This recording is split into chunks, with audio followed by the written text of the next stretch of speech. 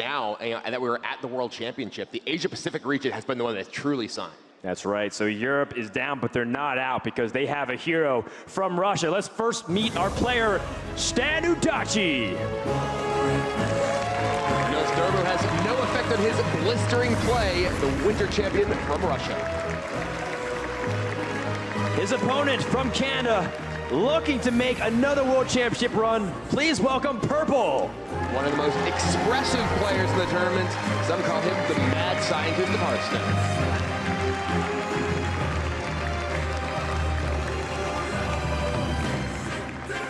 Decider match number 3. ShtanUdachi versus Purple.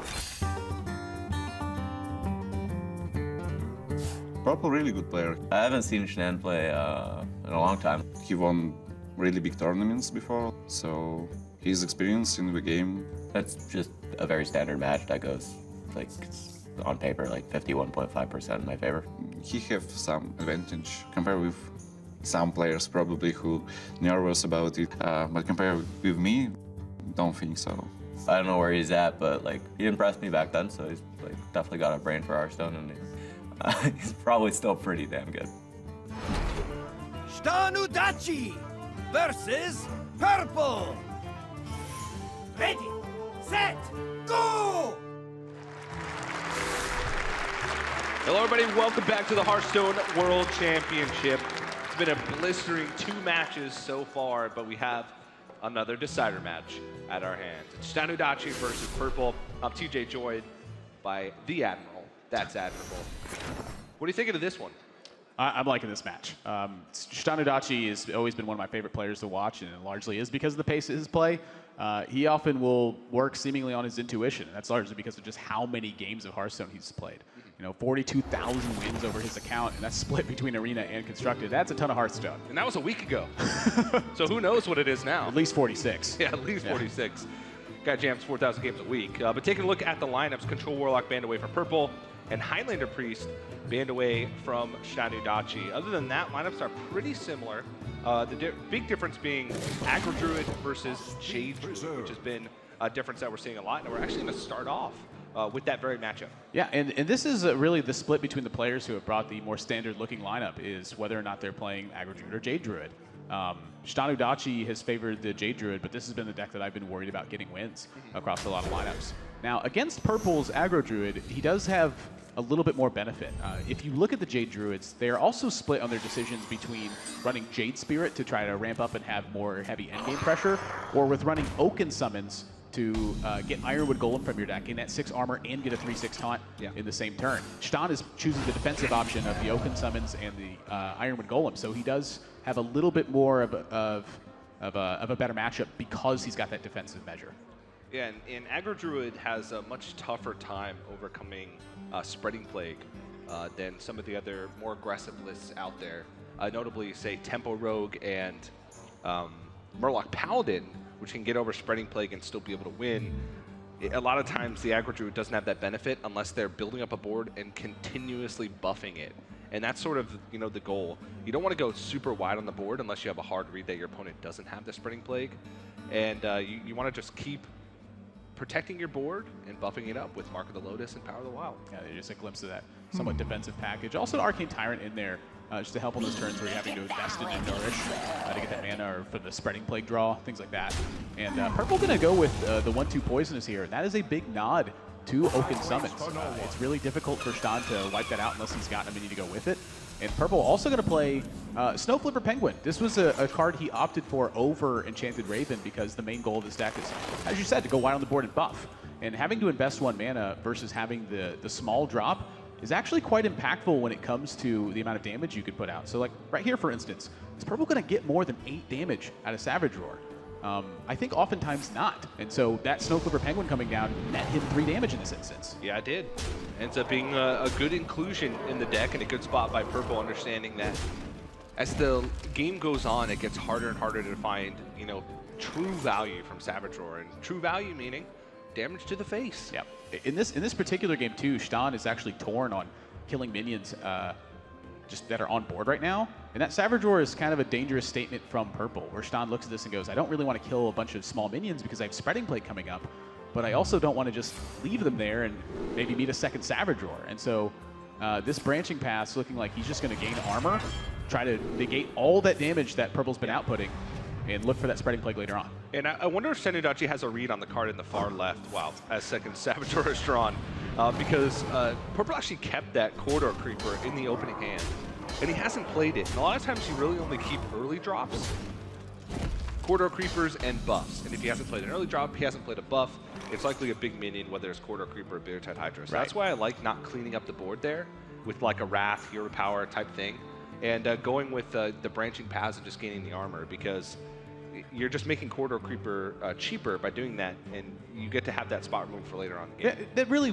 would be a solid read for ShtanUdachi to make as well. I mean, those are really the cards that Purple would be keeping and haven't been played by this point, are Corridor Creeper and Bittertide Hydra. Living Mana doesn't quite have the same impact in this matchup because you want to avoid Spreading Plague. So Purple very much is going to move towards Bittertide Hydra, I think, in this instance, and look to have that maybe crash into ShtanUdachi for 8 or 16 points of damage over a couple turns. That's the goal of the card.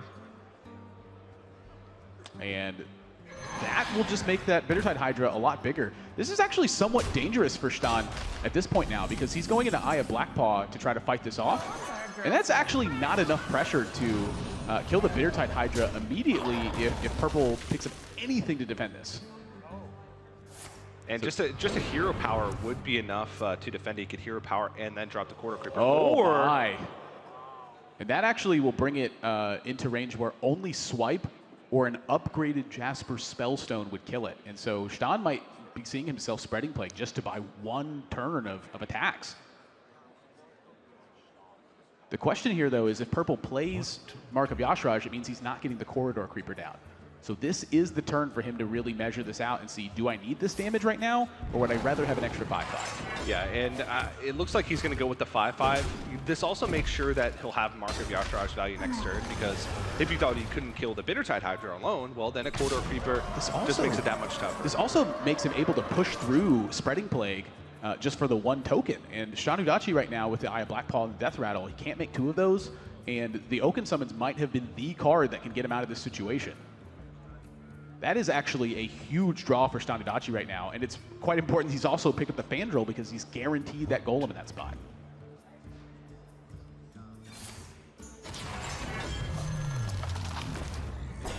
Purple, not something that he wanted to see. He was hoping that this was going to get, that this Bittertide Hydra was going to get him there. ShtanUdachi, I think, probably wise to hold on to this coin. Well, I don't know. It's tough to say. If he plays Fandral now, he has more power to contest. But if he holds on to the coin, it means he gets Ultimate Infestation out further. But what this play from ShtanUdachi tells me is that he realizes that he's probably not going to get to Ultimate Infestation. And the biggest thing for him is making sure that he can kill this Bittertide Hydra and having more power on the board. Oh, no. Purple Living Mana is not a card that's going to get him out of this situation. This is actually a huge benefit to Shtan, who draws a second Spreading Plague. Bittertide Hydra is going to rip, and Purple is in a lot of trouble now. I mean, he's going to need almost exactly a buff off the top to even have a chance. Now, he does have Mark of the Lotus and Power of the Wild still in the deck. He's going to have to draw both of those. So those are the cards that can get him out of this situation. So it's about a 1 in 5 right now.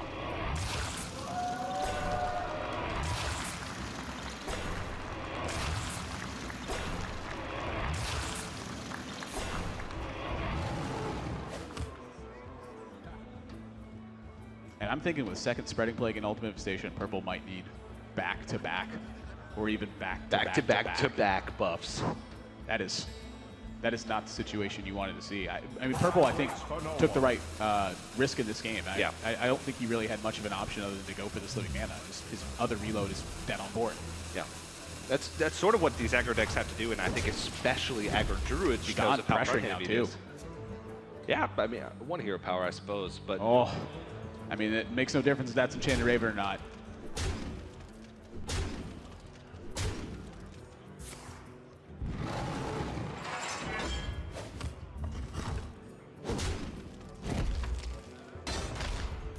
looking grim.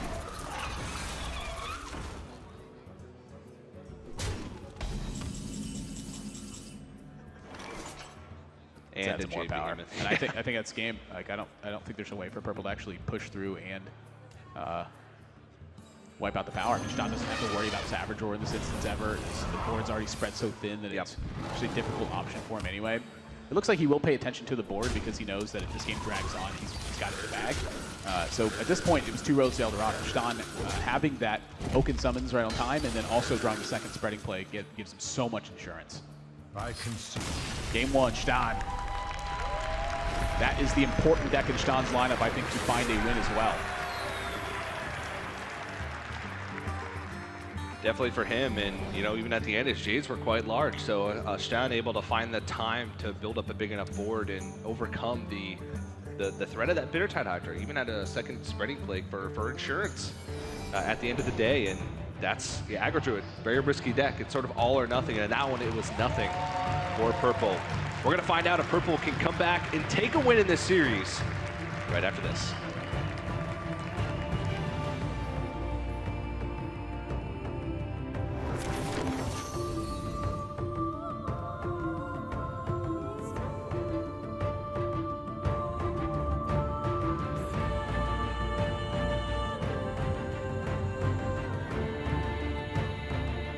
What's up, guys? I'm Rosti, former Rank 1 legend, HCT finalist, and top coach for Gamer Sensei.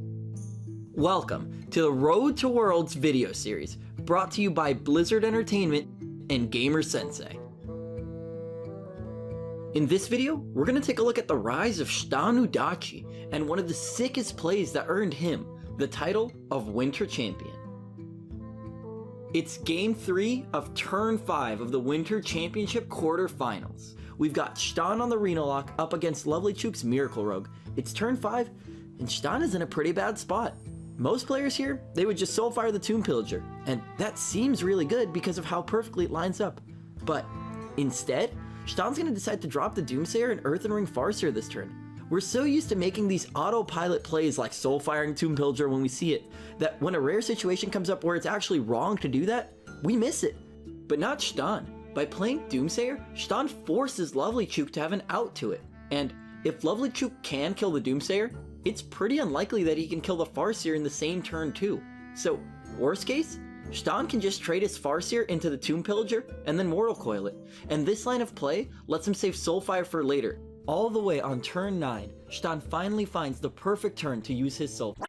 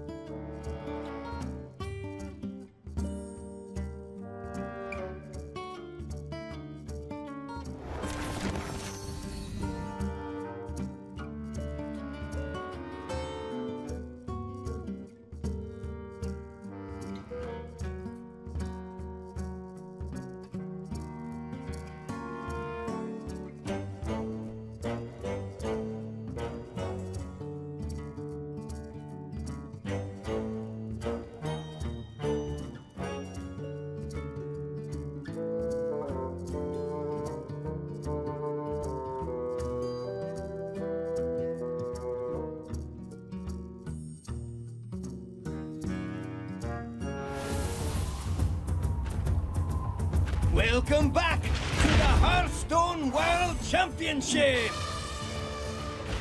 Join us by the fire, along with our worthy hosts, TJ and Admirable,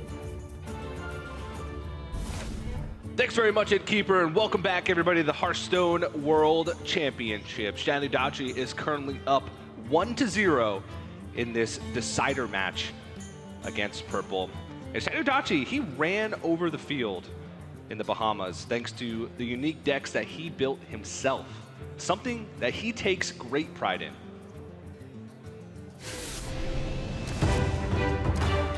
Мне абсолютно не интересно играть чем-то. Deck building in Hearthstone is an art.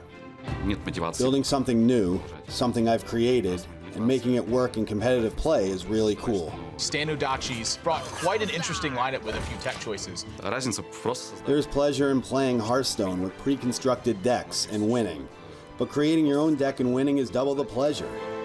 Deck building is an art. In 2016, I played a lot and I get nothing. The next year, I qualified in the first championship and I won it. 4-0 for ShtanUdachi and going to the World Championships. It was awesome after you get nothing. So hard work does pay off, but there is still work to do.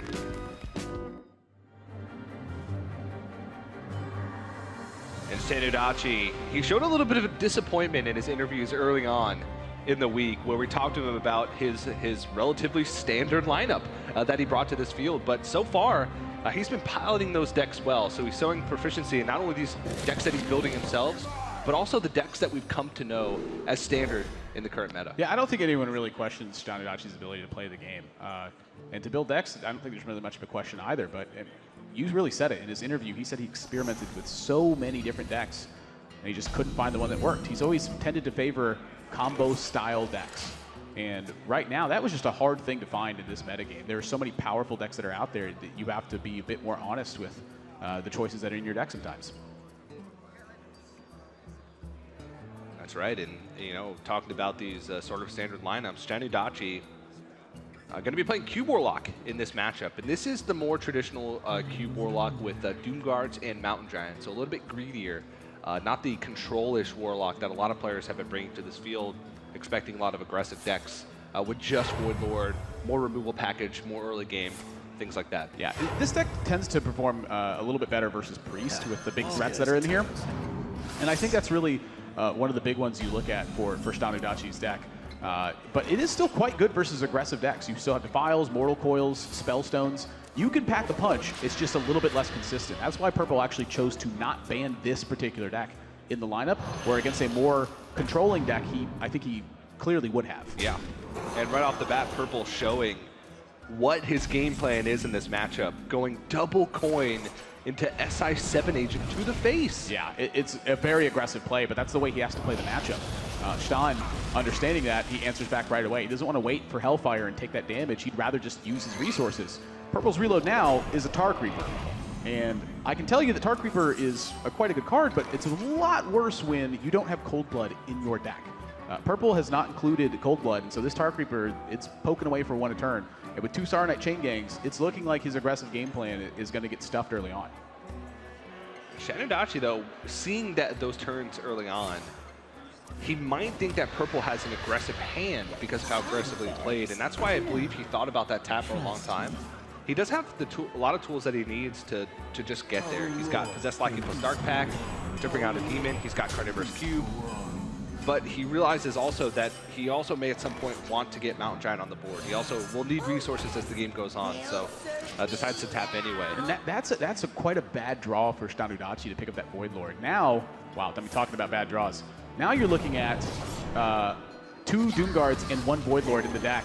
And one of the Doom Guards gets pulled, so Bile Spine right there to answer. And Purple, he's got some damage cranking, but yeah, Shtan's still got some ways to answer this. Yeah, we've seen this time and time again over the course of the weekend. The players with the Doom Guard version of Cube Warlock getting punished for bringing a greedier list in situations where they need a Void Lord, not getting it. Look at that clear right there. Purple left with Saronite Chain Gang and Patches in the hand. He's going to need some big draws. And another Defile for ShtanUdachi as well. Even though, even though Shtan's hand is quite weak in this situation with the 2 cubes and the Mountain Giant, he may have passed the point where Purple's going to be able to out-pressure him. As soon as he's able to get second possessed lackey.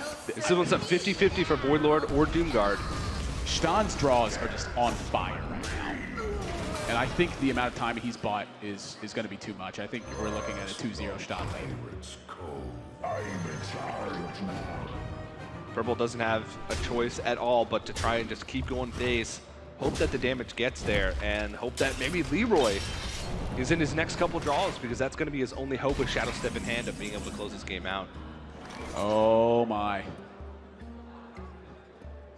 See Shtan hesitate for just a moment.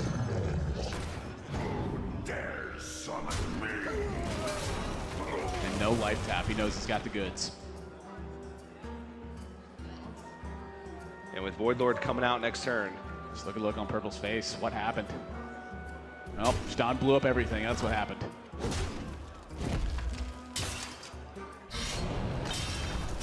And we've seen Purple, the respect that he's shown when players take that sizable advantage. This Voidlord, that's enough for Purple to tap out.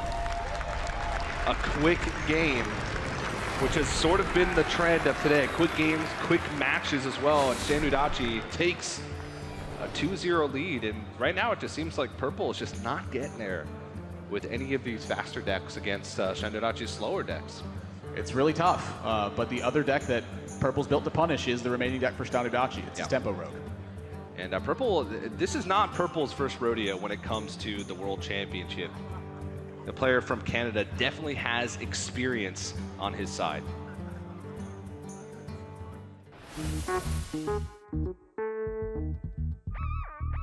I'm over the hill. I'm 26. I'm washed. Going into it, 2015 World Championships, I was uncontestably the best player in the world, basically. And I sucked at the game. I brought some stupid decks and I lost. Oh, goodness! Oh, man. That is it. Ping Ping Ho is going to win 3-1 over the America's champion, Purple. I kind of took the last year and a half off competitive hours and I didn't try too hard. I started working at it again like 2 months ago, 3 months ago. I'm very different as a Hearthstone player than I used to be. I used to focus too much on little details, and now I don't overthink too many things, just hit people in the face. 10-0 for Purple. Didn't drop a match. Absolutely amazing play from Purple. My Hearthstone career won't be complete until I get my first World Championship. I'll probably retire as soon as I get it. Thinking this might be my last go at the World Championship. There's Purple feeling the pressure right now. 1 game away from elimination here at his second World Championship. And if momentum is anything to look at, he's in trouble. He's not been a player that's been afraid to show his emotion either. We saw right before we went into the piece him shake his head like, not like this. This is not how I want it to end. Yeah. And this is an important matchup for him. I'd say this is probably the hardest one left in his lineup for him to win. But he's got to go 3-0 from this point. It's not impossible, but it's an uphill battle. Well, Shadowy Branduin in the opening hand is a boon, but oh my. Prince Keleseth also. This one's going to be tough. And we asked Purple earlier this week if there's anything more important to him in Hearthstone than winning the World Championship. And his answer was getting second place twice. Because there's been a bunch of people that have won World Championships, but there's never been someone who's got second place twice, and that's what his eyes were on. Well, Spear Lashing right away, too. This play is designed specifically to fight against South Sea Captain. If that card comes out, Purple's just going to take so much damage that he feels with this hand he'd rather alleviate that pressure. I don't disagree with that. I think this is a peculiar spot where ShtanUdachi's hand could just be extremely strong, and if he ends up not Spirit Lashing there, the game could easily snowball out of control. ShtanUdachi is going up the curve. Point Elven Minstrel, which will draw 2 buffed minions from his deck. One of those being a Corridor Creeper, which automatically gets cheaper because of the minion trade. Yeah. He does have the removal, though. He's got Dragonfire Potion into Psychic Scream, into Shadowy Branduin. So if this game goes long, he does have some gain, but he still needs a lot of help. And a big one here is that ShtanUdachi has Cobalt Scalebane in his deck. You see it in his hand, the 5th card from the left. That card survives Dragonfire Potion. And that's a big deal for, against Purple right now, because that's just added pressure. And that's what this deck really is all about. Every step of the way, you want to maximize your pressure without giving up too much. So when he's able to have that additional threat stick to board, it means the world to Shtan.